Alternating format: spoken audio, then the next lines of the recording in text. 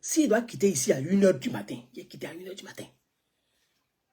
Vous allez signaler, il est relancé. S'il doit quitter ici à 1h, on va quitter ici à 1h. Parce que ce sujet sera traité.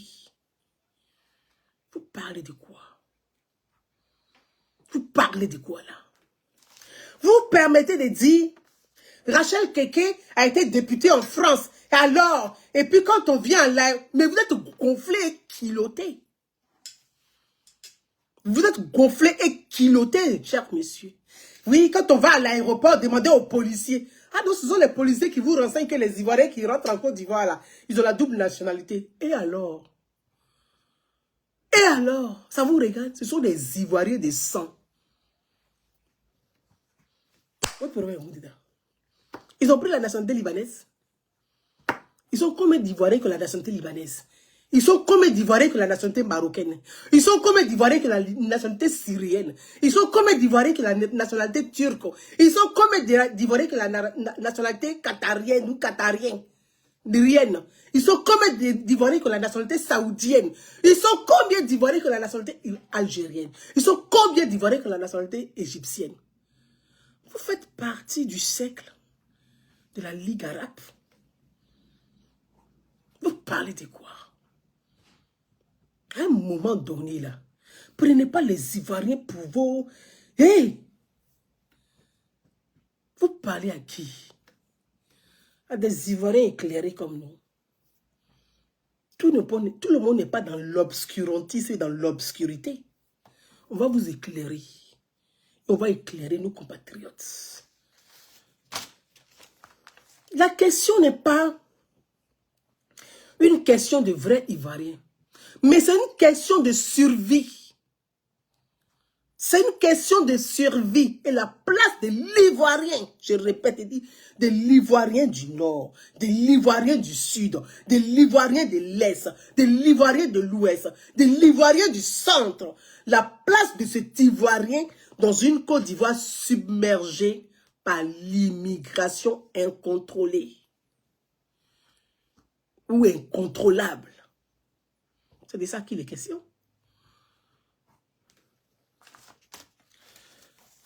Et vous dites, Rachel Keke, mais la Côte d'Ivoire et puis la France, là, il y a des liens de coopération, même pas d'alliance d'une manière que vous-même, vous avez vous-même le Liban à la France. Quand on va à Marseille, là, vous prenez 80% des Marseillais, ils sont d'origine libanaise.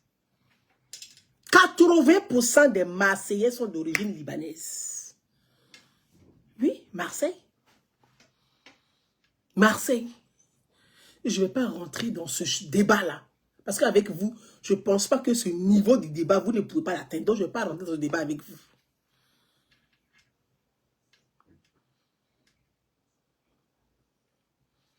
Les mêmes droits que vous avez pour être des députés d'origine libanaise en France, là, c'est le même droit que Rachel Keke a. Mais il y a combien de Français qui sont des ministres ou des députés au Liban? Donc, Rachel Keke, là, la Côte d'Ivoire, a été une colonie française. Et quand Rachel Keke vient en France, là, Rachel Keke dont vous parlez, moi je connais Rachel Keke. Nous avons vécu dans la même maison.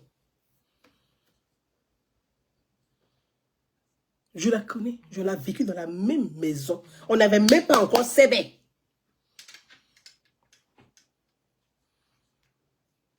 On n'avait même pas encore CB.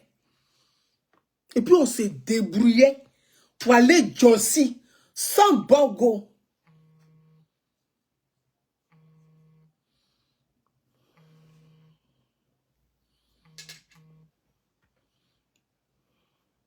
Pour aller Jossi sans bogo. Moi, il y avait un contrat de Jossi dans les casernes de CRS. Et puis on partait Jossi. Donc, c'est comme ça, Rachel a pris la passion de femme de chambre. Moi, j'ai déposé, j'ai dit ça, c'est pas mon Jossi. Chacun allait faire sa vie. Chacun allait se chercher. Et puis chacun a eu son parcours. Et puis chacun a eu son CB. Mais Rachel n'est pas en France pour prendre les terrains des Français. Mais nombreux de vos compatriotes là, ils arrachent les terrains aux Ivoiriens. Donc les Ivoiriens se posent des questions de dire, mais ceux-là qui ont déjà l'économie, oui c'est vrai, 40% de l'économie est détenue par la communauté libanaise en Côte d'Ivoire. 40% de l'économie est détenue par la communauté libanaise en Côte d'Ivoire. Oui, c'est vrai. 8 à 10% du PIB ivoirien. Oui, c'est vrai. Mais c'est l'inquiétude des Ivoiriens. C'est leur inquiétude. Pour dire, voilà des personnes, depuis plus de 100 ans, que notre pays a accueilli à bras ouverts, qui sont plus privilégiés que les Ivoiriens descendent dans leur propre pays, dans leur propre maison, qui ont pris toute l'économie, qui ont 40% de l'économie à main et qui partagent avec personne, à aucun Ivoirien. Donc vous avez le pouvoir économique. C'est le pouvoir politique, maintenant vous voulez aussi. Mais l'Ivoirien a le droit de se questionner pour dire, mais attention, on est où là? On va où? Des gens qui ont déjà 40% de l'économie, qui partagent avec personne, qui vivent de façon communautariste. Même le Libanais, qui a sa chisa, et puis qui fait enfant avec une Ivoirienne, son enfant là est considéré comme un enfant B-A-T-A-R-D dans la communauté libanaise. L'enfant là va trimer pour pouvoir avoir pour lui. Au point même dans le quartier, on se moque de lui. On l'appelle qui dans le pays.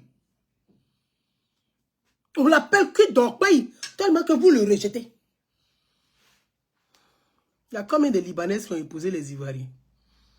Chers messieurs, voyez, ne venez pas exposer votre communauté. Parce qu'il y a des Libanais en Côte d'Ivoire qui sont assimilés, qui vivent en bonne entente avec les Ivoiriens. Et qui savent que les questions politiques, là, on ne joue pas avec ça. On ne joue pas avec ça. Quand ils disent, on ne fait pas politique. Parce qu'on connaît gamme des gens, là. Je ne suis pas un politique. Et toi, tu vas venir prendre ça pour remuer couteau, pour nous narguer. Qui t'a envoyé? Ceux qui t'ont envoyé t'ont trompé. Hein? Tu ne sais pas où tu as atterri là. Dans le panier où tu as atterri là, allez on montait. Quand on tient comme moi, quand on montait. Tu ne sais pas où tu as atterri. Hein?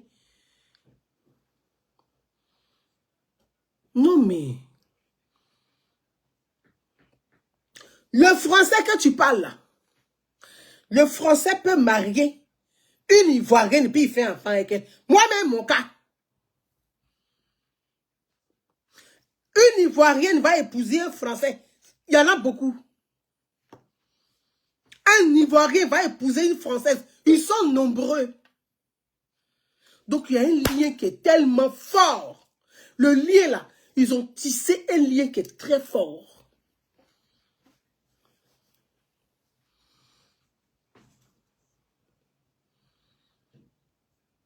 Un Ivoirien va épouser une Française. Ils sont nombreux à la tête de l'État. Le président, sa femme est française. Parce qu'il y a un lien. Donc, entre la France et puis la Côte d'Ivoire, là, il y a un lien.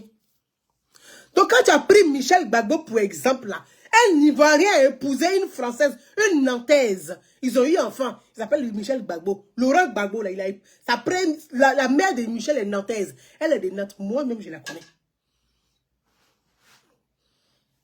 La mère de Michel, je la connais. Je l'ai invitée à Paris. Et pour une petite parenthèse, c'est moi qui ai présenté la mère de Michel Gbagbo à l'avocate qui joue les zélés en Côte d'Ivoire, là, à Biba Touré. C'est moi qui l'ai présenté à la mère de Michel Gbagbo. C'est moi, Gouzana Ouno. J'ai dit, je n'ai pas dit on dit. Elle est là, ici, là. Elle n'a qu'à discuter. Elle n'a qu'à discuter. Je ferme la parenthèse. Ça sera un autre débat d'un autre jour.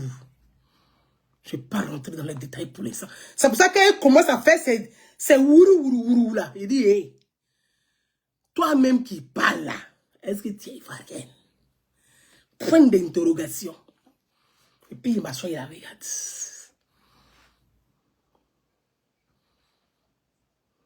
Oui.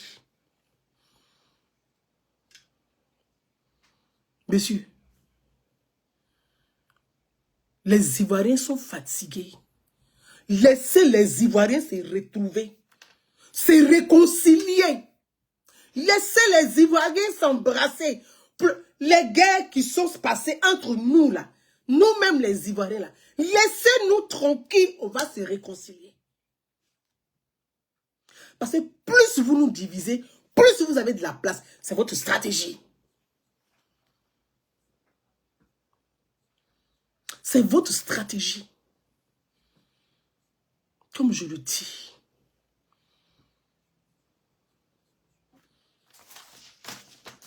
Vous n'êtes pas marié à une Ivoirienne. Vous n'avez pas eu d'enfant à une Ivoirienne. Bon, vous là, vous êtes né au Liban. La nation, vous êtes rentré en Côte d'Ivoire après votre étude universitaire en France ou à Londres, je ne sais plus exactement, dans une école de gestion dont je ne citerai pas le nom. Et je vous ai dit, moi là, je peux chercher puis être trouvé. Si je prends la parole là, votre en haut, votre en bas, votre milieu, je connais puis vous regardez. Je dis, ne méprisez pas les Ivoiriens. Je dis, sachez rester à votre place. Vous n'êtes pas mieux qu'un Ivoirien de sang. Vous n'êtes pas mieux qu'un Ivoirien par filiation. Vous n'êtes pas en dessous non plus.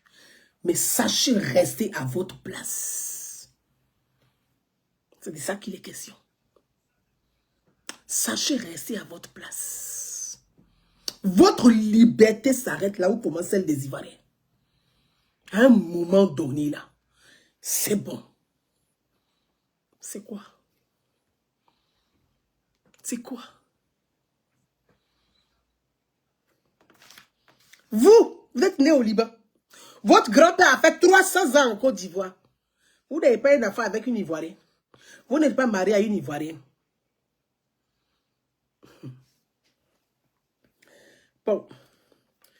Ce n'est pas le droit des sang. Vous-même, vous avez dit hein, que ce n'est pas le droit des sols pour devenir Ivoirien. Ce n'est pas par droit des sols. Ben, vous là, c'est quelle démarche vous a donné le droit ou bien on vous a décrété ça? Comme vous avez fait une association en 2012 ou en 2022 là. Et ONG, c'est pour ça qu'on vous a décrété ça par prix, je ne sais pas, c'est par excellence ou je ne sais pas quoi, on vous a décrété ça. Qui vous a décrété la nationalité ivoirienne? On va poser la question. Parce que pour être ivoirien là, de père ou de mère, ou par filiation, soit votre mère est ivoirienne, soit votre père est ivoirien.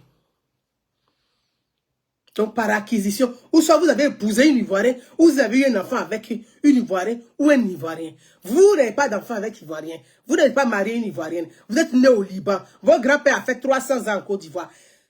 Pour vous, là, vous avez ça comment? Votre pièce d'identité que vous montrez comme les tickets de parking, là, des casinos, là. Vous savez que... Côte d'Ivoire.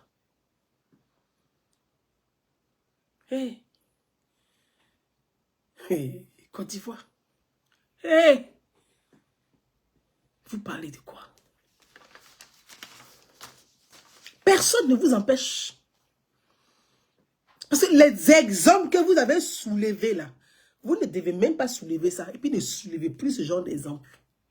Parce que vous n'êtes pas l'exemple. Vous ne faites pas partie des exemples que vous avez mentionnés. Oui. Voyez, en France, celui qui n'a pas marié un Français ou une Française, celui qui n'a pas eu d'enfant avec une Française ou un Français, celui qui n'a pas eu problème de maladie, déjà, mais il n'y a plus ça même déjà maintenant.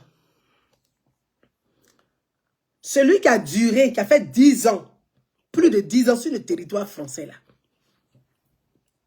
il va lui faire il va lui faire une demande de régulation pour dire, régularisation pour dire, il va vivre en France, il veut un titre de séjour. La question qu'on lui pose, on dit, quelles sont tes attaches? Toi-même, là, tu veux vivre sur le territoire français, là. Tu as une femme, tu dis non. Tu as des enfants, tu dis non. Tu es fiancé, tu dis non. Tu es paxé, tu dis non. On dit qu'on a compris. On prend tes dossiers, là. On prend, on met refus. Donc, pour toi, là, tu n'as pas marié ivoirien, une ivoirienne, tu n'as pas enfant, tu es né au Liban. Tu es revenu en Côte d'Ivoire, là, hein? Tu es né au Liban. Tu es venu en Côte d'Ivoire, tu as fait l'école. Après le bac, tu es venu en France ou à Londres. En 2012, c'est là que tu es revenu en Côte d'Ivoire. En 2012, là, tu es venu en Côte d'Ivoire en 2012. En 2012, là, ça dit que 2012, que toi, tu es revenu en Côte d'Ivoire. Vous êtes revenu en Côte d'Ivoire. Dans quel carré on vous met? C'est vous qui allez venir vous exposer comme ça sur les réseaux sociaux. Vous savez, moi, il y a des amis qui sont des métis libanais, qui sont des hommes intègres en Côte d'Ivoire. C'est pas qu'ils ne font pas du business, qu'ils ne font pas cette forme de escroquerie sociale, là, qu'ils ne font pas ça, mais qui créent vraiment de l'emploi. Parce qu'ils ont le sang ivoirien. Parce que soit leur maman est ivoirienne, ou bien leur papa est ivoirien. Donc, ils ont une attache. D'abord, ils ont une attache, ils ont un lien fort qui les unit à la Côte d'Ivoire. Ils sont nombreux comme ça en Côte d'Ivoire. Le comportement zélé que vous avez là, ils n'ont pas ce comportement. Et c'est des gens comme vous qui jetaient comme ça le propre sur des honnêtes personnes. Oui. Voyez, c'est pour ça que je dis, vous êtes du sud du Liban. Et là-bas, là, majoritairement, là, c'est le Hezbollah qui est là-bas. Félix Houphouët-Boigny, paix à son âme. Quand il cherchait à renforcer l'intelligence ivoirienne, il partait dans chaque pays et puis il prenait des cerveaux. Quand il y a eu la guerre du Liban, au Liban, les chrétiens du Liban, là, ils sont massacrés par le Hezbollah, qui est une organisation terroriste. Ça veut dire qu'entre vous-même déjà, là, regardez le comportement, ça veut dire que ceux qui ont même couleur Hezbollah, les chrétiens, là, ils sont massacrés là-bas.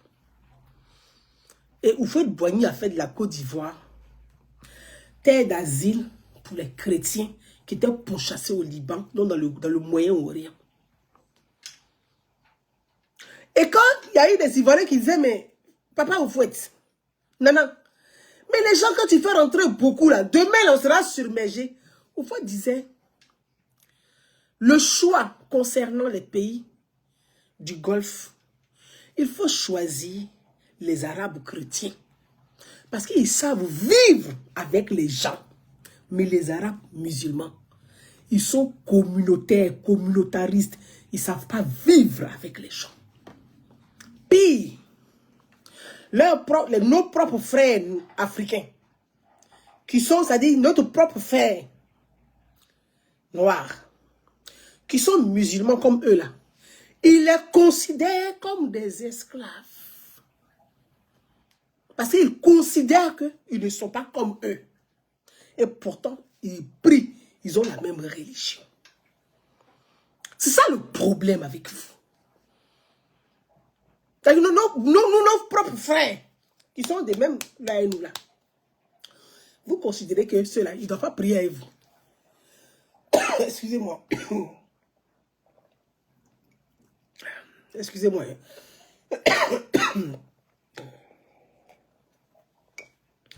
Ils considèrent que nos propres frères là, vous les rejetez. Mais quand il s'agit de chercher des alliés pour déstabiliser l'Afrique noire, vous les appelez des frères musulmans. Ce sont nos frères. Pourtant, en réalité, vous les détestez. Et Houphouët disait toujours, dans le Maghreb, dans le Golfe, des pays du Golfe, soyez des alliés avec les musulmans chrétiens. Parce qu'ils savent s'intégrer. Déjà par la religion, ils savent vivre avec les gens. Mais ceux-là, ils ne veulent pas vivre ni avec les Noirs, ni avec les chrétiens. Même les Noirs musulmans, ils refusent de vivre avec vous. Cher monsieur Hussein Kayet, prenez la Côte d'Ivoire et restons en Côte d'Ivoire. Et allons pas à pas.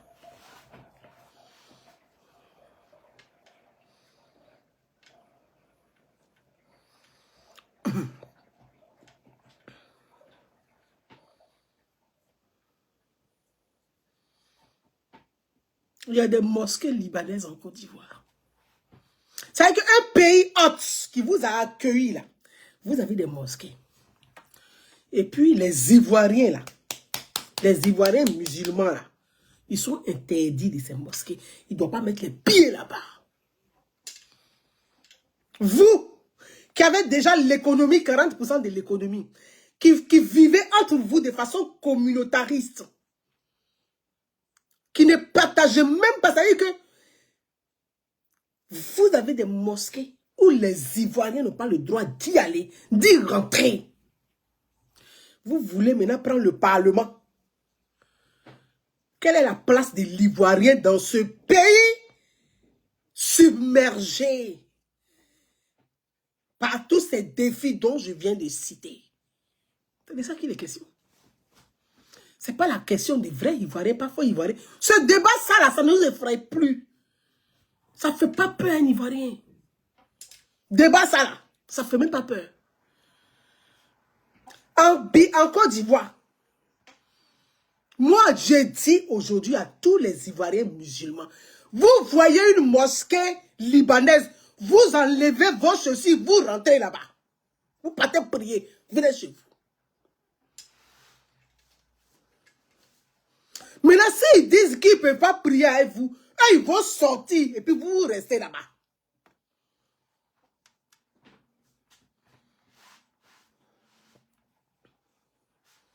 Ce que vous avez soulevé là, est-ce que vous pouvez terminer? Vous, monsieur Hayek, ou bien Kayek, pardon, Hayek, Kayek Hussein. Je dis, tous les Ivoiriens musulmans, tu trouves une mosquée libanaise, tu rentres là-bas, tu t'en vas prier.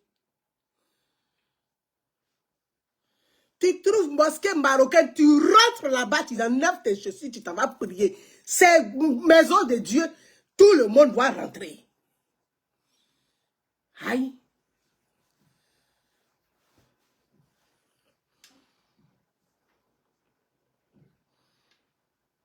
Pourquoi? Donc, c'est ça l'inquiétude des Ivoiriens. C'est-à-dire, vous êtes là, vous créez, c'est que vous prenez des quartiers, vous transformez en petit Liban où les Ivoiriens ne peuvent pas vivre. Ils ne peuvent plus habiter. Ils peuvent être que, les femmes peuvent être des serveuses, les hommes peuvent être des gardiens et des cuisiniers. C'est-à-dire qu'ils ne peuvent plus habiter. Donc vous avez l'économie. On dit, ah, c'est pas grave, là, c'est vous avez l'économie. Ok. Parce qu'il y a des Ivoiriens qui sont riches. S'ils n'ont pas cette capacité solidaire que vous avez pour prêter, pour vous entraider entre vous, pour avoir cette puissance, cette manne financière, s'il y a des Ivoiriens qui ne sont pas capables de faire ça pour qu'ils soient solides et forts face à ça, on vous le conseille. Mais vous allez venir en plus de l'économie, de tous les secteurs que vous avez récupérés. Vous allez prendre aussi le Parlement. C'est-à-dire que vous prenez le pouvoir économique et le pouvoir politique, le pouvoir parlementaire. Et pourquoi? L'Ivoirien a le droit de se questionner. C'est son droit légitime. C'est le droit légitime de l'Ivoirien de dire, On n'a pas envie de finir comme la Nouvelle-Calédonie, là. C'est pour ça que j'ai pris l'exemple de Marseille. J'ai dit Marseille, là, 80% sont d'origine libanaise. Regardez Marseille aujourd'hui. Ça a échappé à la France. Nous, on vit en France ici. Marseille, là, 80%. Marseille a échappé à la France.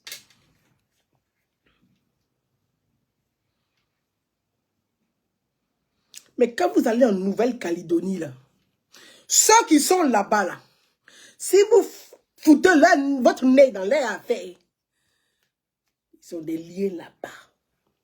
Mais aujourd'hui, quand ils sont arrivés, ils ont fait quoi? Oh, on mange la nourriture des kayaks. On fait tatouage comme les kayaks. On est gentil avec les kayaks. On fait comme les kayaks. On fait leur musique. On fait leur danse. Oui, nous, on veut conserver les usines. Nous, on veut aider. On veut créer de l'emploi. On veut faire un emploi qui n'est jamais stable, là. Où on ne prend jamais les gens en contrat. Un contrat indéterminé, là. Les kayaks se sont laissés berner. Au moment où ils vont s'en rendre compte, là, on les a déposés de Koumoukwe. Avec que là où on met ben à ordure, là, c'est là-bas ils sont assis maintenant. Et puis maintenant, même là, Haïti, sur les 12 députés, là, il n'y a qu'un seul kayak qui est député. Le reste, là, c'est les Haïti. Mais qui va vous représenter? Ils représentent leurs intérêts. Au Parlement, ils ne représentent pas vos intérêts. Hein. Ils représentent leurs intérêts. Voilà le problème qui a causé problème en Nouvelle-Calédonie. Où les gens étaient, ils n'en pouvaient plus. Ils n'en pouvaient plus. Ils disent, nous-mêmes, on est fatigués, on ne veut plus de vous. C'est qu'on va tout gâter, on va tout brûler. Voilà l'affaire des Nouvelle-Calédonie. Donc les Ivoiriens ont le droit de s'interroger pour dire, oh, des gens qui ont déjà l'économie, s'ils doivent prendre le pouvoir parlementaire, mais on est cuit. Mais quand les Ivoiriens s'interrogent là, c'est pas toi qui vas sortir pour venir narguer les Ivoiriens parce que tu es né au Liban. Non. Faut laisser les métis libanais là. Papa libanais. Maman ivoirienne là. Ceux-là, il faut les laisser, ils vont venir parler. Pas toi. Non. Faut laisser nous, nos enfants là. Voilà, les enfants que nos soeurs ont eu là, les Libanais là, ils n'ont qu'à venir parler, mais pas toi. Même si ton grand-père a fait 500 ans ou 1000 ans avant Jésus-Christ. Faut laisser nos enfants métis là, ils vont venir pour dire, nous là, nos mamans est ivoirienne. Donc ce sont les Ivoiriens aussi descendent. Donc ils n'ont qu'à venir parler à leurs parents. Mais toi, tu ne peux pas sortir pour venir, genre, avec des involtures, parce que tu es une ONG. Mais l'ONG là, tu sais que tu te sers de ça pour gagner tes contrats, tu sais dans quoi tu es. Non, ça ne peut pas marcher. Et les Ivoiriens, toi, tu viens les menacer pour dire, oui, si quelqu'un dit que je ne suis pas Ivoirien, mais toi-même, tu as décrit. Tu as dit Ivoirien de sang, Ivoirien de par filiation, que Ivoirien par, tu as dit quoi, juridique. Ah, Seigneur. Ivoirien juridique. Tu as donné les 3 catégories des Ivoiriens, de la citoyenneté, des citoyens ivoiriens. Et tu dis, mais si on dit que toi, tu es de l'autre catégorie, que toi-même tu as cité là, il a appelé le procureur. Appelle Jésus et puis Mohamed. Moïse avec Isaac. Abraham aussi, il n'a qu'à venir. Tu parles de quoi même?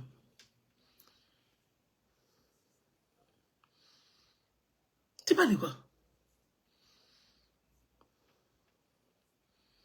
Que oui, dans ce pays, il y a des gens, des Ivoiriens qui arrivent, ils sont à l'aéroport, ils ont la double nationalité, on voit les passeports. Et si on voit les passeports, et quoi? Ce sont des Ivoiriens du sang. Ils parlent de quoi même? Quand tu t'en vas en Côte d'Ivoire, là, oui, effectivement, la double nationalité est tolérée, mais elle n'est pas autorisée. Vous avez pris le cas de Cheikh Tidiane Thiam. Mais c'est affaire de double nationalité là, avec l'article là, qui a fait que Thiam là, on dit qu'il faut être exclusivement ivoirien. Mais vous, est-ce que vous-même là, le Libanais, quel que soit du lieu là où il est, il reste Libanais. Parce que le sol là, il doit obéir au sol libanais. C'est là. Prenez le cas de Carlos Ghosn. Il est où aujourd'hui? Et Carlos Ghosn qui a fait même avec Renault. La France l'a rendu multimilliardaire. Mais il est où aujourd'hui? Il n'est pas au Liban. C'est pas lui qu'on a mis dans mallette, dans les malles là, pour enlever au Japon, pour amener au Liban. Il est au Liban aujourd'hui. Il n'est pas chez lui. Il est chez lui au Liban. Ça veut dire, quel que soit les milliards que le pays même va te donner là, vous partez toujours là-bas. C'est pour ça que, prenez le cas de, paix à son âme, Ziad Yakedine, dans l'affaire Sarkozy et le problème libyen Kadhafi. Mais pourquoi Ziad Yakedine n'a pas fui pour aller, mais la nationalité française, hein? Pourquoi il n'a pas fui pour aller en Belgique ou en Suisse ou en Norvège ou ça, en Finlande ou en Suède? Mais il est parti au Liban. Paix à son âme, c'est là-bas il est décidé. Donc, vous voyez, il y a des sujets, il y a des questions sur lesquelles on n'a pas besoin de votre voix.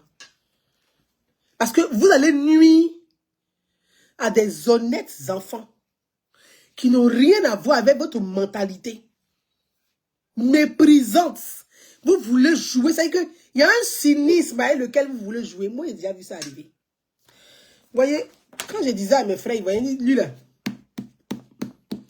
on peut tout lui reprocher, hein, mais il a écrit dans son livre, que moi j'ai lu. Ce livre-là, il a écrit dedans. Libanais. Et pourtant, il a servi la France, hein, les Libanais.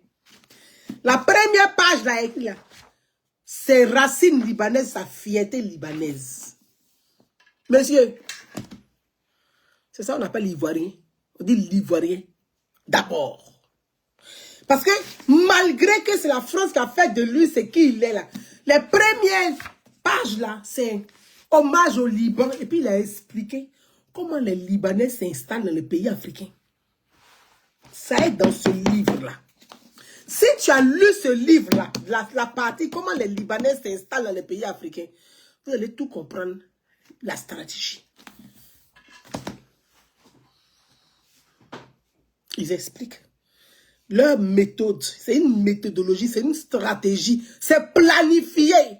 Comment ils s'installent dans les pays africains et comment ils sont trades. Ils arrivent, c'est comme une forme de tontine. C'est-à-dire qu'ils mettent l'argent ensemble et puis ils donnent à un. Et puis ils disent que toi là, dans le secteur ça là, il faut tout récupérer ce qui est là-bas. Et puis là tu récupères tout. Et puis ils font encore, ils donnent à un autre. Dans tel secteur, il faut tout récupérer là-bas. Et puis lui, il récupère tout. Donc, c'est-à-dire que les secteurs clés, là, ils récupèrent tout. Et puis ils sont assis et ça. Une fois qu'ils ont récupéré, là, il se dit que les politiciens, même là, eux-mêmes, ils peuvent les manager. Un petit exemple. Moi, je suis une petite, c'est-à-dire que petite productrice de VIA. Il n'y a pas grand-chose. Il y a un enfant ivoirien, je vais taire son nom pour le protéger, qui s'est lancé dans l'EVIA depuis le début. Lui-même jusqu'à travailler, dur labeur. Maintenant, il est assis, il est posé. Il s'est dit, j'ai maintenant l'argent, je peux installer une usine de transformation pour créer de l'emploi dans des zones, dans des régions où on produit les VA. Non seulement je vais créer de l'emploi pour les jeunes Ivoiriens, ça va leur permettre de travailler. Vous avez la stratégie. Quand il a installé, il a commencé à installer son usine de transformation des VA. Il y a un groupe de Libanais. Quand ils ont vu ça, ils vous parlent de la Côte d'Ivoire là. Ils ont dit, lui, là, il faut lui arracher tout le marché de la zone. Ils ont installé en face de lui leur usine. Ils ont montré la stratégie. Maintenant, les paysans, là, parce que moi, je suis petite productrice de VA, il n'y a pas grand-chose. Je me débrouille. Je ne gagne pas grand-chose dedans, mais ça permet d'avoir au moins 8 paysans que j'aide. Ça leur permet d'avoir les petits revenus pour se débrouiller. Bref. Merci beaucoup pour les cadeaux. Merci du côté des TikTok. Merci à vous. Et ils vont trouver en face de lui, ils ont déposé leur usine à eux. Comment ils vont tuer, lui, son business? L'État a fixé le kilo de l'EVA à 350 francs CFA. Le kilo de l'EVA. Donc, nous, on produit, on dépense de l'argent, on ne gagne pas grand-chose. Si l'État peut monter à 500 francs, ça va nous soulager un peu. Mais bon, ça, c'est un autre débat. L'État a mis en place, c'est-à-dire, l'État a fixé le prix à 350 francs CFA. Eux, ils font comment? Leur petit groupe, ils sont venus pour tuer le business même des Livoiriens. Ils ont mis, non seulement ils ont implanté leur usine face à lui. Et puis, ils sont allés voir dans le palmier à huile. Merci Denis Yaba, merci ma soeur. Exactement pareil. Ils sont allés voir maintenant, puisque quand il y a des producteurs de VA, le bord champ par exemple, l'État met à 350 francs. Il faut savoir que ce qui est difficile dans ces plantations, les pistes, ce sont des pistes. Et puis dans ces petits villages de production, il n'y a pas de route, ce sont des pistes. Donc c'est très difficile l'accès. Le transport, le coût même là, ça peut te... Souvent les tricycles là, c'est ça même qui fait même que quand tu finis de vendre là, t'as rien, il te reste rien même dedans parce que ça te coûte cher, bref. Et donc, ils vont voir les paysans. Ils disent que l'État a fixé le prix à 350 francs. Mais comme nous, on veut les VA là, on peut acheter votre VA à 375 francs. Mais l'État a fixé le prix à 350 francs. Vous partez l'acheter bon champ aux paysans à 375 francs. Ma soeur, je t'embrasse. Merci pour les étoiles. Merci pour les étoiles du côté de Facebook. Merci, je t'embrasse. Il fixe le prix à 350 francs. Mais l'État lui-même a fixé à 350. Vous fixez à 375 francs. Donc, le petit producteur, le petit paysan, lui, qu'est-ce qu'il fait? Il se dit, ah, mais les Libanais, là, quand ils viennent ici, là, mais vous venez, quand tu vas faire du bon champ, tu vas acheter, tu es obligé d'avoir une petite marge parce qu'il y a le coût du transport. Ce n'est pas le paysan qui paye le transport. Malheureusement, il n'y a pas d'unité, des structures. Bref, je ne vais pas rentrer dans ça parce que ça va créer d'autres polémiques. Ce n'est pas ça le sujet. Et donc, quand c'est comme ça, qu'est-ce que... Toi, tu es obligé d'aller en négociation comme tu fais du bon champ. Et le paysan, il a besoin de liquidité. Ah, si c'est l'État, là, ça peut mettre 3 mois pour 90 jours pour payer ton argent. Ah, donc les petits producteurs ont besoin de liquidité. Donc, toi, tu pars, par exemple, je parle de la conversion bien, donc vous allez m'aider dans la conversion en CFA. Par exemple, tu arrives, comme c'est 350 francs le kilo, tu vas dire aux paysans, bon, c'est 350 francs le kilo. Moi, je peux avoir que 5 francs de bénéfice ou 10 francs de bénéfice, par exemple. Donc, je vais payer votre kilo de sorte à ce qu'il soit, il me reste, c'est que 325 francs, c'est ça? Et puis, il va rester 25 francs de marge. Les 25 francs de marge, c'est le coût de transport, ainsi de suite, et tout, pour que celui qui va acheter là, souvent là, c'est 10 francs de bénéfice que tu as sur le kilo. 10 francs que tu as sur le kilo. Mais les Libanais là arrivent, hein. Ils ont un groupe, ils arrivent, dans chaque secteur, ils arrivent, ils disent, nous, on va payer à 375 francs. Bon, le producteur qui acceptait à 325 francs, là, il te dit, ah, mais non, mais toi, tu veux 325 francs. Mais le Libanais, là, lui, il dit 375 francs. Donc, nous, on préfère vendre avec le Libanais. Donc, l'Ivoirien qui a créé son usine, où ils sont venus s'implanter en face, là, la stratégie, hein, ce qui fait que les petits producteurs vont aller vendre directement dans l'usine du Libanais. Donc, celui qui depuis longtemps a pensé à créer de l'emploi, à stabiliser la zone, à penser à sa communauté, pour dire je vais aider. Oh, merci pour les cœurs du côté des TikTok, merci pour les cadeaux. Lui, il se retrouve avec quoi? Rien. Donc, l'usine qu'il a implantée, où il a pris des prêts, il a mis de l'argent là.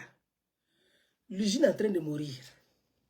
Donc, tous les petits producteurs, là où on attend le patriotisme de l'Ivoirien, là, l'Ivoirien est absent. C'est ça qu'on appelle être patriote, là. L'Ivoirien préfère aller vendre directement chez le Libanais, là, à 375 francs, et son frère qui a installé l'usine, qui a lui a pensé à lui, à eux, là. L'usine est en train de mourir. Mais cette stratégie-là, c'est pas à long terme, c'est sur 3 mois seulement. Hein. Parce qu'ils ont calculé, ils disent qu'on va faire le sacrifice de tuer même le business de l'Ivoirien qui est là. Comme ça, une fois que ton usine, tu ne peux pas avoir d'achat, tu n'achètes pas de Lévia, on ne te vend pas de Lévia, mais tu es surendetté. Tu vas finir là, non?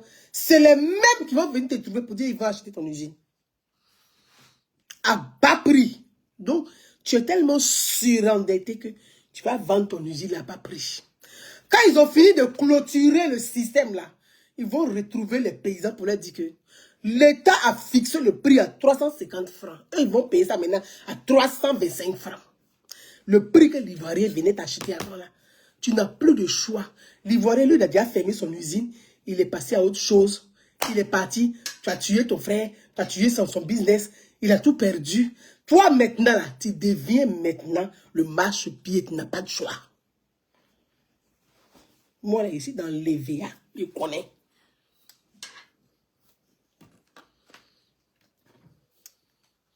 Voilà le problème. Et c'est ça, là. Oh, merci. Merci pour les cadeaux. Merci beaucoup.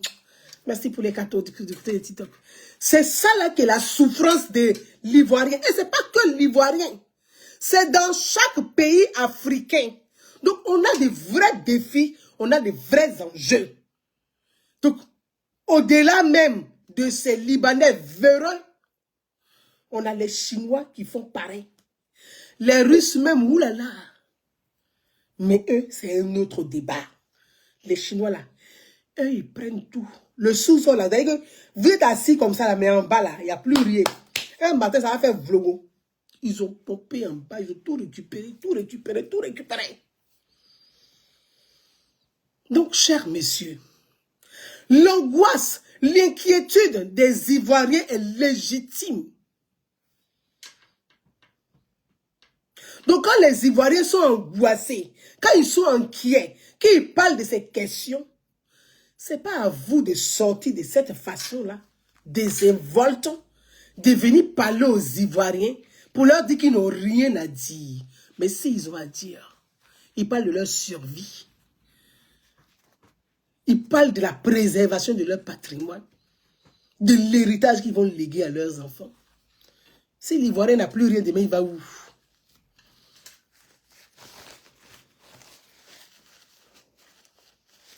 J'ai entendu certains dire, oui, moi je préfère un Libanais qui est honnête qu'un Malien ou quelqu'un de l'AS. Je préfère 10 000 fois un Burkinabé. Je préfère 10 000 fois un Malien.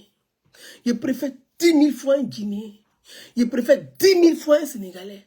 Je préfère 10 000 fois un Béninois. Je préfère 10 000 fois un Ghanéen. Je préfère 10 000 fois un Togolais. L'Afrique de l'Ouest. Vous parlez de quoi? Togolais marie ivoirienne. Ivoirienne marie Togolais. Ivoirien marie Togolaise. Togolaise marie ivoirienne. Les exemples là, il y en a qui ont ban. Malien marie ivoirien. Ivoirien marie malienne. Burkinabé et puis Ivoirien même, alors c'est le las. Ils se marient entre eux-mêmes. Je préfère même encore, parce que les Burkinabé là, ils sont plus animistes. Ce pas des intégristes. Ils sont animistes, ils ne sont pas intégristes. Le Burkinabé là, c'est celui-même qui vient même, ça veut dire qu'il vit, il sait s'intégrer, il s'intègre là. Il oublie même qu'il est du Burkina parce qu'il a oublié. Lui-même, il est encore mieux. Et puis, il est heureux même d'être même... Si tu prends la main au village, il est heureux là-bas. Il oublie même. Et quand tu parles de Bobo, il a se dit... Je préfère. Donc, cher monsieur Hassan, à Kayet,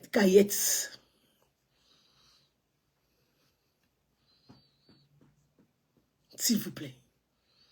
Les Ivoiriens là. Ça veut dire que les Ivoiriennes là, comme on dit les Wore là, il y en a aussi. Hein.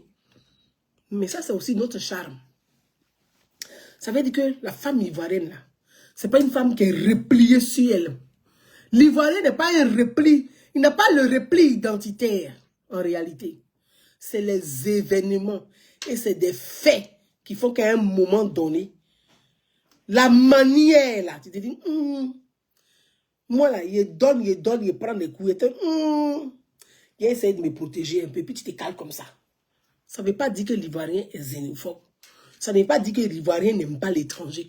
Le pays en Afrique de l'Ouest, où le taux d'immigration, c'est-à-dire que le pays qui est submergé par l'immigration, c'est la Côte d'Ivoire.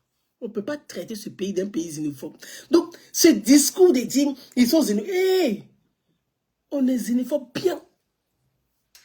On prend ça. Donnez-moi un pays de la sous-région, même un pays africain, où il y a plus d'immigrés qu'en Côte d'Ivoire. Donnez-moi le nom du pays. Donc, à un moment donné, arrêtez avec ça. Arrêtez avec ça. Merci pour les cadeaux du côté de TikTok. Arrêtez avec ça. Vous pensez que ça nous effraie ça là maintenant? Ivoiriens et xénophobes, les Ivoiriens, oui, oui. On l'est. Et puis quoi? Regardez là. Ça veut dire que prenez des exemples et je vais conclure sur ça. Quand je vous ai dit, le Liban fait partie de la Ligue arabe. Regardez le Soudan. Regardez le Soudan.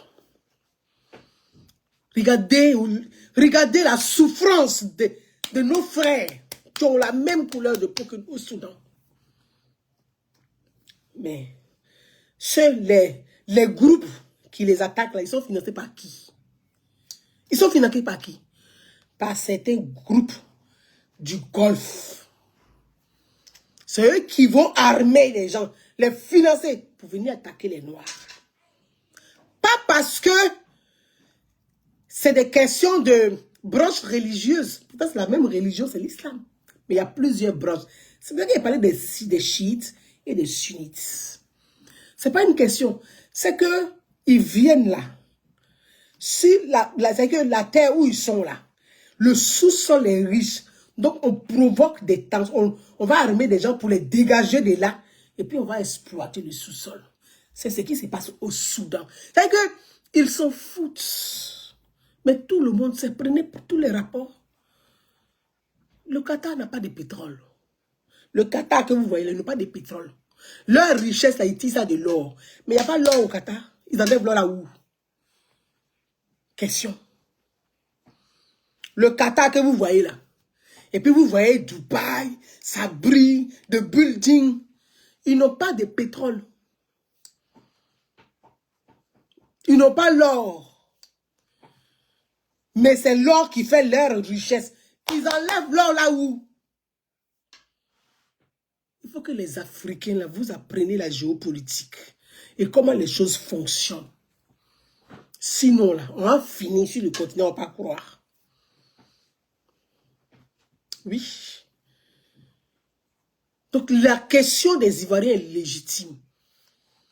Prenez la Mauritanie, un exemple sous nos yeux. La Mauritanie. Ce sont nos frères noirs.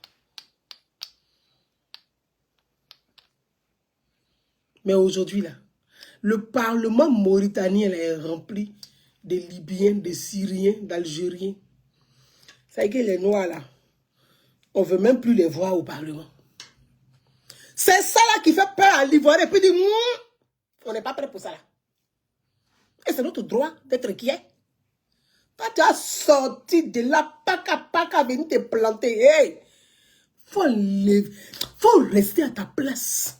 T'es 3000 ans avant Jésus que ton grand-père a fait là. Reste à ta place.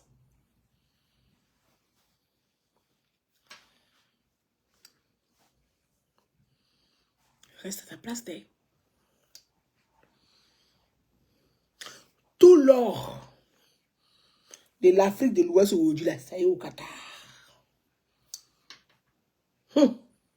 Mais c'est l'Afrique de l'Ouest, là, qui est attaquée par toutes sortes de djihadistes. Posez-vous la question. Ce n'est pas dans ma bouche, mais votre prime. Je dis, on a aller à la réflexion. C'est quoi? C'est quoi ça? Mais on n'a jamais vu la Ligue arabe faire un communiqué pour dénoncer ce qui se passe au Soudan. Et mais vous êtes remplis partout en Afrique. Mais jamais la Ligue arabe va faire un communiqué pour dénoncer ce qui se passe au Soudan. Nous là, nos questions, nos inquiétudes là sont légitimes, mon cher monsieur Hussein Kayet. Nos inquiétudes sont légitimes. Parce qu'on regarde autour de nous ce qui se passe. Comment les pays des Golfe font autour de nous. On est encerclé, on est submergé. Donc les inquiétudes sont légitimes. Tu ne peux pas te permettre de dire que pourquoi les Ivoiriens, si vous pensez comme ça, il a appelé le procureur. Appelle Jésus, appelle Mohamed, appelle Bouddha, appelle Moïse, Isaac et Abraham. Il faut les appeler. Comme c'est eux qui t'ont envoyé là, il faut les appeler. Il faut enlever le nom des autorités dans ton flou que tu fais là. Il faut enlever leur nom dedans. Parce que ce genre de comportement prête à confusion, c'est comme si c'était eux qui t'avaient. Il faut enlever leur nom dedans. Les Ivoiriens ont leur problème à régler. On lève leur nom dedans. Plus jamais même. Ça veut dire qu'il faut enlever leur nom dedans. Prenez l'Érythrée. L'Érythrée là. Faites des recherches sur Google, puis allez-y voir l'Érythrée. Souvent, on voit les gens, on dit des migrés, puis on pense que c'est des Tchadiens. Mais ce sont des Érythréens. Beaucoup sont des Érythréens. Prenez l'Érythrée. Pourtant, ce sont les Noirs comme nous. Hein. Mais on ne sait plus si ce sont les Noirs. Qui sont là-bas? Ce n'est pas les Souraka qui sont là-bas. C'est les mêmes Souraka qui sont remplis dans le Parlement mauritanien. C'est les mêmes Souraka qui sont remplis aujourd'hui. Même le Mauritanien qui est noir, il ne peut plus même être ministre dans son propre pays pour dire même qu'il va diriger son pays. Il n'a plus le droit. Les Mauritaniens, les femmes mauritaniennes, elles manifestent tous les jours. Mais on ne voit pas les panafricains là pour aller soutenir ces femmes. Prenez, je vous parle aujourd'hui pour conclure. Vous parlez du Sahara occidental. Vous connaissez le Sahara occidental? Vous savez ce que c'est que le Sahara occidental? C'est nos frères noirs qui sont là-bas. C'est un pays, hein, ça fait partie du continent africain. Hein.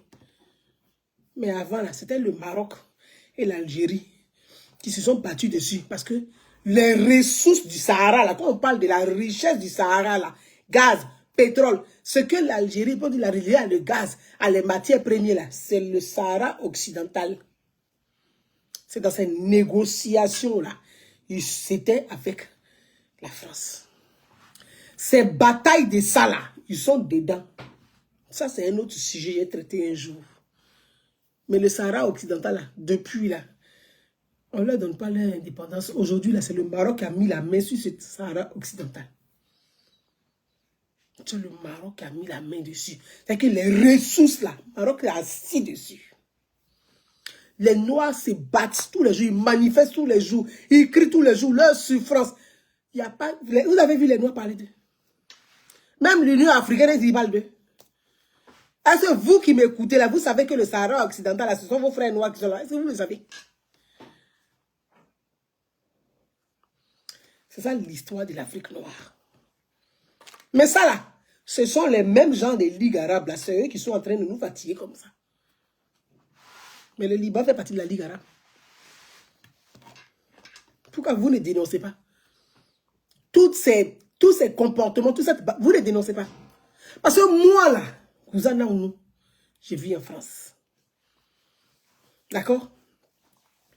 S'il y a des Français en Côte d'Ivoire ou dans un pays africain qui sont traités de la mauvaise des manières, je serai la première à allumer pour dire non, j'appelle au respect des droits des Français dans mon pays d'origine. C'est à moi de défendre les Français pour dire à mon pays d'accueil, à ma terre d'accueil, que moi, je suis contre ce qui se passe dans mon pays vis-à-vis des Français qui vivent là-bas. Mais vous êtes assis, hein? Les Noirs sont traités, même le chien même a de la valeur. Excusez-moi. Même le chien même a de la valeur. Même les servantes là, même vous les traitez d'une manière mais impossible. On ne dirait pas des êtres humains. Mais on peut vivre avec vous comment? Les servantes, c'est-à-dire que dans la majorité de certains, dans leur tête, regardez la vie. Comment nos frères, nos semblables sont traités dans ces pays.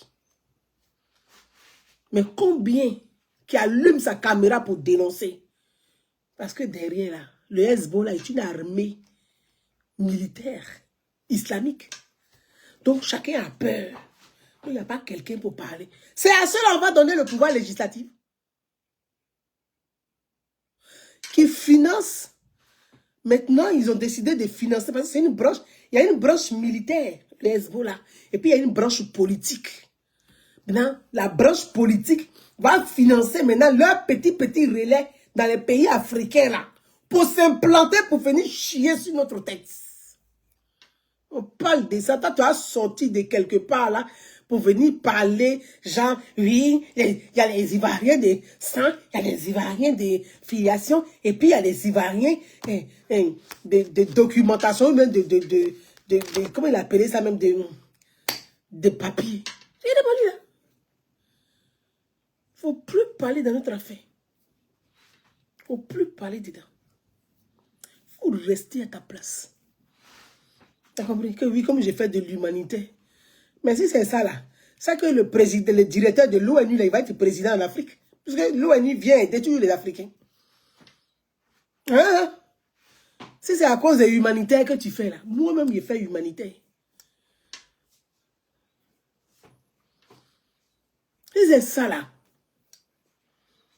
c'est que les organisateurs juridiques, merci Dominique Yaba, il y a des Ivoiriens juridiques. Mais il se croit où lui là? Quel juridique? Ben, tu restes dans l'Ivoirien juridique et puis tu restes à ta place d'Ivoirien juridique. Tu ne viens pas piétiner sur les pieds de l'Ivoirien de son par filiation. Dans ton Ivoirien juridique que tu es là, il faut rester à ta place. C'est ce qu'on te dit. Parce qu'en Côte d'Ivoire, là, nous avons des enfants métis libano-ivoiriens. Ceux-là, ils peuvent parler. Mais toi, là, il faut te taire. Il faut mettre ta bouche dans notre affaire. Tu es né au Liban. Le Liban même a besoin même des intelligences pour reconstruire le Liban. Ton intelligence, comme tu dis que tu participes à l'essor du pays, là, prends ton essor, là, mets sur ta tête et puis va aider. Ils sont beaucoup en train de souffrir là-bas. Parce que Israël, ainsi, quand ils vous regardent, quand ils voient ta des mais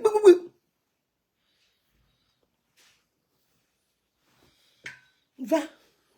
Moi, je vis ici. Tout ce que j'ai amassé comme intelligence, comme un plus, comme bonus, comme on dit là. Mais chaque fin d'année là, pour ceux qui me connaissent, je viens en Côte d'Ivoire dans mon pays d'origine. Puis je me dis, mais je peux aller aider dans tel secteur. Mais non, c'est tout. Il faut aller. Ils ont besoin. Ils ont besoin de toi là-bas. Prends ton essor là, économique que toi tu apportes à la Côte d'Ivoire. Puis sans toi, la Côte d'Ivoire ne peut plus être... Prends ça. Il faut aller les aider. Je parle de toi seulement. Comme tu penses que tu es impoli là. Toi, tu penses que tu es impoli là. L'Ivoirien même là, son premier prénom là, c'est mal élevé. Toi, tu sais pas ça. Le premier prénom de l'Ivoirien, c'est mal élevé. Et puis on s'en fout. Aïe. Parle de quoi même? Mes frères et sœurs, Ivoiriens. Voyez-vous, c'est pour ça que je me suis toujours, je sensibilise toujours, je dis les Ivoiriens. Quand on parle d'une élection, là, allez-y voter. Aujourd'hui, là, vous criez tous sur les réseaux sociaux, TikTok. Allez voter.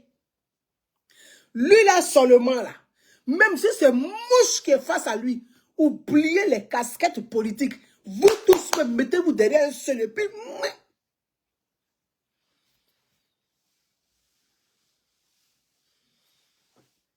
Allez voter. Allez voter. Et il prend un exemple. Oui, à New York. Hey, toi, tu connais l'histoire des États-Unis? Youssef Kayet, tu connais l'histoire des États-Unis? À New York, il y a un Pakistanais et puis en plus musulman qui est devenu maire de New York. Toi, tu sais pourquoi lui, là, ils l'ont mis comme maire de New York? Tu sais pourquoi ils l'ont mis comme maire de New York? Celui qui a financé, celui qui est maire de New York, là, c'est le fils de Soros. Et Soros, là, c'est lui qui finance les frères musulmans. Donc, vous êtes dans le même game. Parce que la femme de Soros, là, c'est la fille du fondateur des frères musulmans. Et malheureusement, les frères musulmans, là, c'est considéré comme une organisation terroriste. Et par les Américains, et par les Nations Unies. Mais lui, là, sa stratégie, là, Soros veut des terres fertiles. Il veut des terres rares. Donc, lui, là, il sait dans quoi il est. Donc, la migration de masse, là, remarquez, c'est beaucoup de garçons. Quand vous voyez les Africains qui sont dans les bateaux, là, c'est des garçons. Ça ne vous a jamais interrogé pour dire, mais pourquoi c'est beaucoup les jeunes hommes qui quittent massivement l'Afrique? Comme ça, il ne restera plus de garçons pour se reproduire. Le reste, ceux qui vont rester là, on va les détruire par des vices. On va vous détruire par toutes sortes de vices. Sexe, drogue, tout. On va vous détruire par des vices. Vous n'allez plus vous reproduire. Parce qu'on dit à l'horizon 2000 temps, vous serez tel nombre d'habitants. Et ça, là, c'est pas bon. Pour retarder, là, il y a des mécanismes, il y a des stratégies, il y a la géopolitique. Merci. Merci pour le gros cadeau, merci. Et c'est ça, là. Voilà, c'est pour ça que vos intellectuels, que de passer leur temps à se bagarrer pour des leaders politiques, ils doivent se bagarrer pour des idées, pour sensibiliser, pour aider les populations, la masse à comprendre. Ne videz pas l'Afrique de sa substance. Ne videz pas l'Afrique de sa substance. Ça, c'est de la géopolitique. Tout est stratégie. Vous pensez que les bateaux qui viennent pour dire on va sauver les migrants, c'est parce qu'ils sauvent les migrants. C'est parce que ce sont beaucoup de trafiquants. Ils profitent quand les migrants, les vagues de migrants, là, quand on les met dans les bateaux gonflables, là, au moment la police de mer, la police de mer est en train de sauver les gens, et il faut passer Gedji. Donc tout ça là, c'est des trafiquants. Le malheur, c'est que ce sont les pauvres, les jeunes Africains qui sont à la recherche de l'Eldorado, de la vie meilleure, là, qui meurent en mer, qui souffrent. L'Afrique, c'est vide de sa substance. Demain, là, votre jeunesse, là, elle peut plus se reproduire. Qui va repeupler l'Afrique? La démographie, là. C'est la démographie qui fait la puissance d'un continent. C'est la démographie qui fait la force d'un continent. C'est la démographie qui fait la force d'un pays. Mais si vous, vos jeunes garçons là, ils sont devenus Tchéani Mousso, ils ne peuvent plus se reproduire. Tout ça là, c'est financé, c'est organisé, c'est planifié, puis on jette sur vous. Mais comme vous êtes à la recherche des gains faciles, là, vous êtes en train de vous auto-détruire. Et lui là, il fait partie que mon organisation fait la promotion de tous les gens. Toi, c'est quel tous les gens? Bon, tous les gens, ça veut dire quoi? Tous les gens dont toi, ton organisation fait la promotion là. C'est quel tous les gens? La priorité des Africains, c'est pas de faire la promotion de tous les gens. C'est l'autosuffisance alimentaire, la sécurité alimentaire, c'est l'accès aux soins, c'est l'accès au logement, l'accès au travail, à la formation, à la réinsertion. Voilà nos priorités. Ce n'est pas la promotion de tous les gens. Moi que tu vois là, si je voulais rentrer dans faire des promotions de tous les gens, je sais ce qui est dedans. Il y a des grandes organisations dont je tairai le nom, qui m'ont dit, mais on a vu ce que tu fais en matière humanitaire. On veut t'aider. On veut t'apporter des subventions. Donc quand tu parles, tu te dis, oui, si tu n'es pas calé, tu dis, oui, voilà mon projet, voilà mon projet. On dit, ton projet, il est très bien. Mais on souhaiterait dans ton projet là, il faut inclure ça là-dedans. Donc, comme tu trembles devant l'argent, tu dis, j'ai compris. Donc, toi, tu vas jouer le rôle d'aller détruire ta jeunesse. Parce que c'est l'argent qui est ton intérêt. C'est pas l'humain. C'est pas la pérennité. C'est pas la prospérité. C'est pas ça. Toi, comme tu as vu l'argent, tu trembles. Je dis clair et net. Moi, l'Afrique est confrontée à toutes sortes de crises. Il n'y a aucune crise que l'Afrique peut échapper. Toutes les crises, nous les vivons. Donc, quand il y a des crises là, il y a des disparitions. Et l'Afrique là, on n'est pas nombreux. Contrairement à ce que les gens disent, on n'est pas nombreux. Il y a de la place en Afrique, donc les enfants, on peut en faire encore.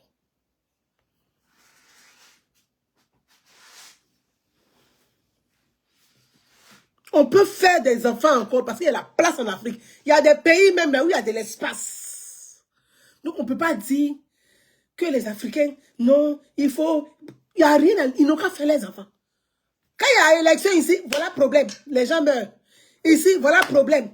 Ici, coup d'État ici. Et puis ça là ici. Et puis catastrophe naturelle ici. Mais on doit faire la promotion de la natalité. Donc moi, c'est ça que moi je veux faire. Mais promotion de tous les gens là, je ne suis pas dedans. Mes valeurs, c'est des valeurs de famille, valeurs familiales. Donc, monsieur Kayet, président de la promotion de tous les gens là, c'est quel genre? L'Afrique n'a pas besoin de ça. Et la Côte d'Ivoire n'a même pas besoin de ça. On ne peut pas se permettre de détruire la jeunesse comme ça. De quel genre? Aujourd'hui, regardez la jeunesse à Abidjan. Des Tchéani nous sommes partout. Tu es devant ta maman et puis ma pouvait dréquer. Ma pouvait, nous pouvons avoir baïka. Vraiment, si, nous pouvons aller au Giba. Regardez-moi ça. Ça, c'est promotion, ça là.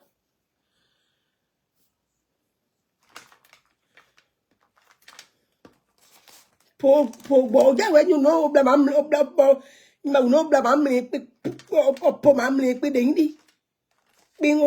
mais les promotions.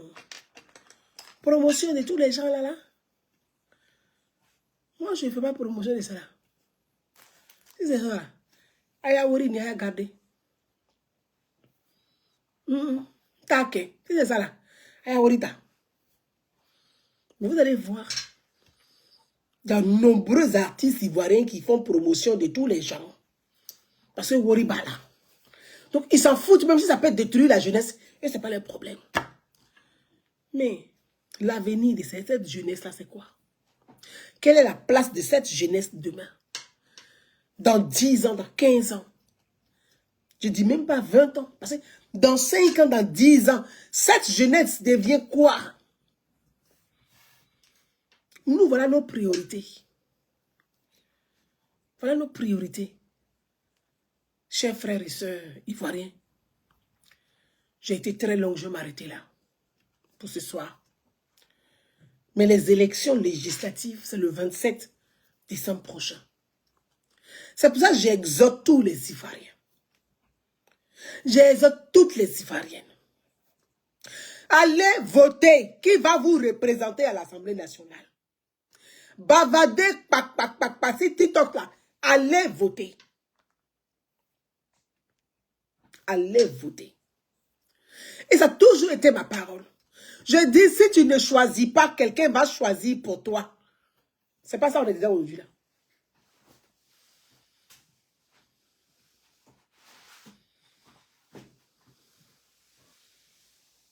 Siloué, mon John, je salue.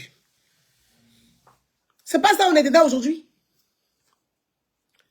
Si tu ne choisis pas, quelqu'un va choisir pour toi. C'est dans ça qu'on est en train de parler là aujourd'hui.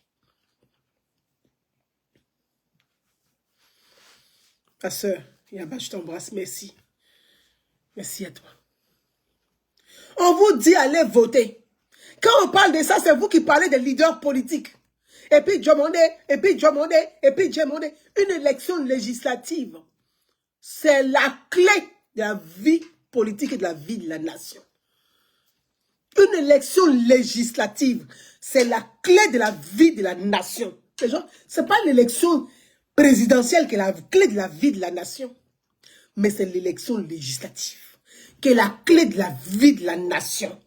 C'est l'élection législative qui détermine comment la nation doit être. Allez voter. C'est assis, vous bavardez sur les réseaux sociaux. C'est que c'est des bad buzz inutiles. Vous prenez là, tel artiste pour confronter les artistes. Oh, moi je suis groupe de ça, je suis fan club de ça là, je suis fan club de Céline, je suis comme ça, je suis tel artiste, je viens ici, je passe ici, je suis cela. Vous passez à côté des réalités.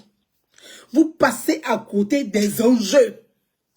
Parce que vous êtes distrait par des bad buzz.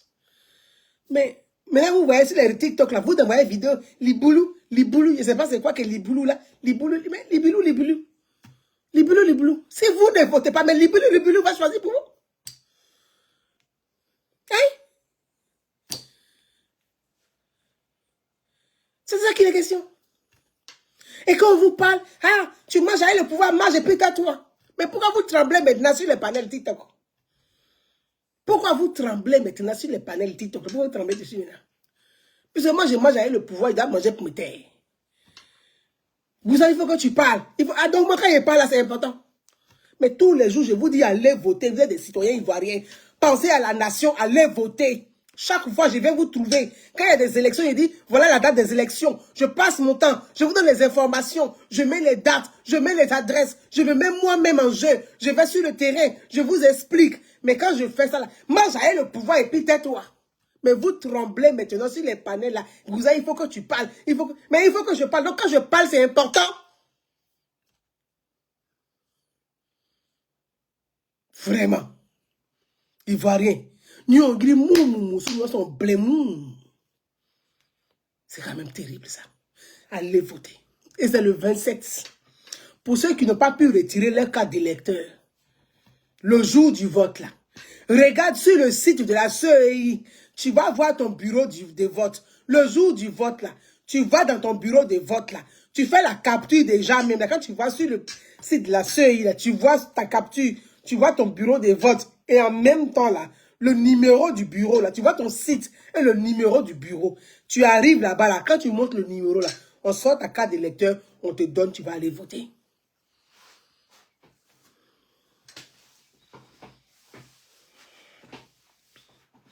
Maman Doumia, merci mon frère. À vous tous. Merci de m'avoir suivi. Il est 21h de Paris. Demain, c'est une semaine de travail. Merci à chacun d'entre vous. Et je vous dis à très bientôt pour d'autres sujets. Merci, à bientôt. Bye bye.